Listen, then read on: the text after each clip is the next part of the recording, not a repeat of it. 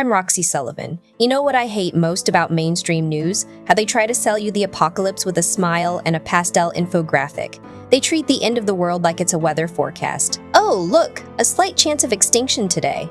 What's happening in Southeast Greenland right now isn't some cute nature curiosity segment. It's an R-rated body horror movie. It's Cronenberg directing evolution. For 200 years, a population of polar bears has been isolated on the East Coast, locked away. They have no sea ice. They have no traditional hunting platforms. Any armchair biologist would tell you they should be dead. By all the laws of nature, their code should have been deleted. But they aren't dead. They're doing something much more terrifying than dying. They are rewriting themselves. Let's look at the map, because geography matters. These bears are trapped. To the west, they have a wall of mountains and ice sheet. To the east, open water that's too warm. They are living in a quarantine server room, and because they can't leave, they started to glitch. Scientists found that these bears are genetically distinct. They are not like their cousins in the north. They are a closed-loop system. And when you leave a system running too hot for too long without ventilation, things start to melt. Things start to fuse together. Let's get technical, but without the academic arrogance. A genomic study just revealed these bears have a massive activation of transposable elements. What does that mean in plain English? It means their DNA went into panic mode. Imagine you're playing a heavy video game on an old PC. The graphics card is overheating, the fans are screaming, the level starts deleting itself while you walk. What does the code do? It starts throwing out patches like crazy. It copies and pastes chunks of data where they don't belong just to keep the game running. That's these animals' genes right now. They are corrupt software. They are using freshwater ice from glaciers to hunt. Do you understand how insane that is? That's not their habitat. That is debris.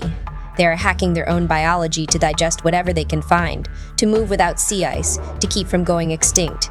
This isn't slow, pretty, natural selection that takes 1,000,000 years. This is an emergency patch installed with violence in real time. And let's talk about the cost. Because there is always a cost. These bears are smaller, they reproduce slower, they are starving. I know that look. I grew up seeing that look in the neighborhoods the government forgot. It's the look of someone who has to work 3 times harder just to get half as much as the people born in the right zip code. These bears are the working class of the Arctic. The resources were stolen from them, the ice is gone, and now they have to break their backs and break their own DNA just to stay standing. It's not inspiring. It's tragic. It is a desperate struggle for resources in a system that has abandoned them. Now listen up, because this is where I smell the lie. This is where I get angry. The headlines say, "Life finds a way."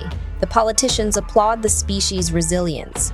Garbage, absolute trash, that is pure hypocrisy. They call extreme suffering resilience. It's a word the elite use to make themselves feel better about your pain. It's like congratulating someone for surviving a train wreck that you caused. Oh, look how strong they are, crawling out of the wreckage with broken legs.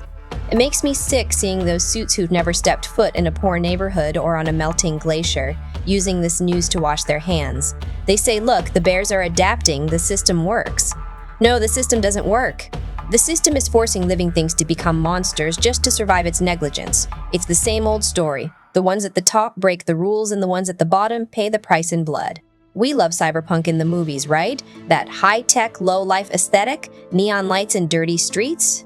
Well, congratulations, we're already living it. These bears are climate change's first accidental cyborgs. Their environment vanished, so their bodies had to invent a new one from the inside out. It's grotesque, it's fascinating, and it is a warning. Because here is the hard truth. We are next. Genetics has no loyalty to anyone. Biology doesn't care about your bank account or your political party. If you push the planet hard enough, the planet will mutate. And believe me, we humans are a hell of a lot more fragile than an 800-pound bear. We can't rewrite our DNA overnight. We can't glitch our way out of starvation. So when you see the pictures of these new bears, don't smile. Don't feel hope. Feel fear.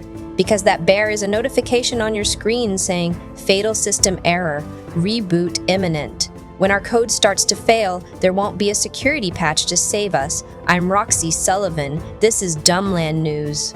If the truth scares you, it's because you were finally paying attention. Cut. If you liked the video, go check out the rest of the channel's content. Thanks and catch you later.